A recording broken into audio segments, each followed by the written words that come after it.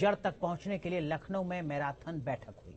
Central और UP leadership ने cadre का टोन सेट किया और तमाम मंथन चिंतन के बाद तस्वीर साफ हुई कि विपक्ष जो अपनी रैलियों में संविधान और आरक्षण की हुंकार भर रहा था, उससे खेल पलटा।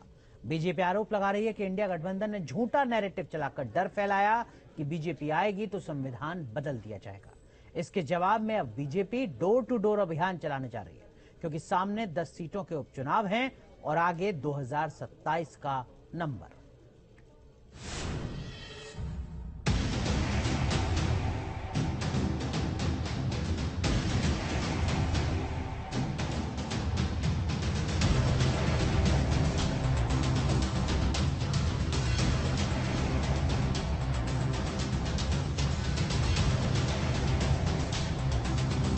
भारतीय जनता पार्टी के कार्यकर्ता को किसी भी स्थिति में बैकफुट पर आने की आवश्यकता नहीं है।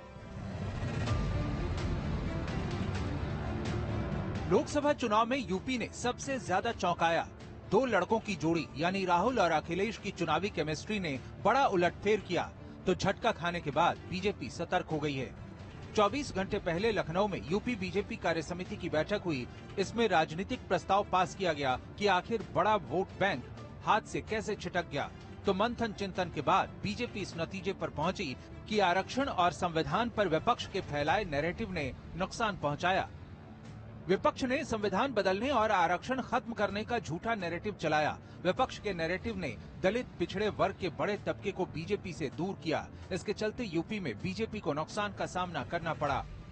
बीजेपी कार्य समिति की जो कल बैठक हुई, उस बैठक में भी हार को लेकर जमकर चर्चा हुई और बीजेपी के नेताओं ने इस बात को एक्सेप्ट किया कि जो सफलता मिलनी चाहिए थी वो सफलता नहीं मिली। हालांकि अब बीजेपी पीडीए का जो नारा है उसके खिलाफ एक बड़ा अभियान शुरू करने वाली है। बीजेपी खुद मानती है कि विपक्ष ने अपने एजेंडे के साथ झूठ के नैरेटिव को बढ़ चढ़कर दिखाया। कार्य समिति की बैठक में बीजेपी ने तय किया है कि विपक्ष के इसी नैरेटिव का सच बताने के लिए पूरे प्रदेश में एक बड़ा अभियान शुरू करेगी। Public to public Akhilesh Rahul के पूरे खेल को बताएगी। जनता ने जिस नियत के साथ हमें उत्तर प्रदेश की चाबी सौंपी है, उस नियत पे ईमानदारी से काम करना ये हमारे लिए चुनौती है। निश्चित तौर पे जनता ने जो हमें जिम्मेदारी दी है, पूरी ईमानदारी से हम उस जिम्मेदारी को निभाएंगे।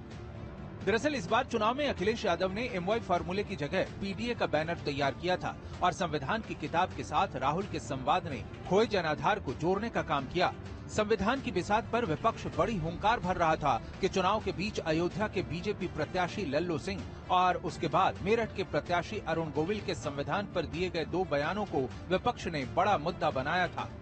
अब कमबैक के लिए बीजेपी ने भी ये तय किया है कि अभियान के जरिए लोगों को आपातकाल की याद दिलाई जाएगी कि कैसे कांग्रेस ने आपातकाल में संविधान को बंधक बनाकर पूरे देश को जेल में तब्दील कर दिया था। जानकार मानते हैं कि बीजेपी की पहली परीक्षा 10 सीटों के उपचुनाव से शुरू हो जाएगी। असल सवाल वही खड़ा है कि कार्यकर्ताओं को वापस पार्टी कैसे उनका जो मनोबल है उसे वापस लाएगी, कैसे उन्हें पार्टी के लिए फिर से जी जान से जुटने की प्रेरणा देगी, उसका फार्मूला क्या होगा।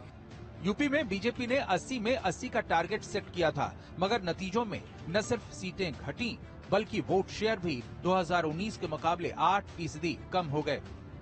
साध्वी निरंजन ज्योति, संजीव बालियान, कौशल किशोर जैसे कई धुरंधरों ने हार के पीछे भीतर घात का आरोप लगाया, तो सुब्रत पाठक जैसे कई नेताओं ने दबी जुबान से विपक्ष के सोशल इंजीनियरिंग को बड़ा फैक्टर बताया।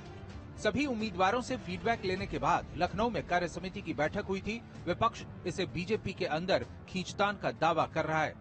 केवल संविधान पे सवाल ये कहना कि झूठ प्रचार था, समाजवादी पार्टी समझती है ये भारतीय जनता पार्टी का झूठा प्रचार है।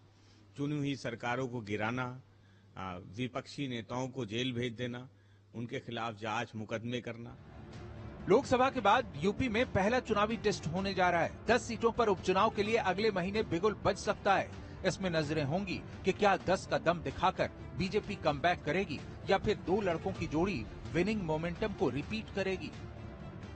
बीजेपी के कार्यकर्ता हैं, जो पदाधिकारी हैं, आने वाले समय में लोगों के बीच में जाएंगे, घर घर जाएंगे और लोगों को समझाने की कोशिश करेंगे कि संविधान और आरक्षण को लेकर विपक्ष लोगों में भ्रम पैदा करने की कोशिश कर रहा है।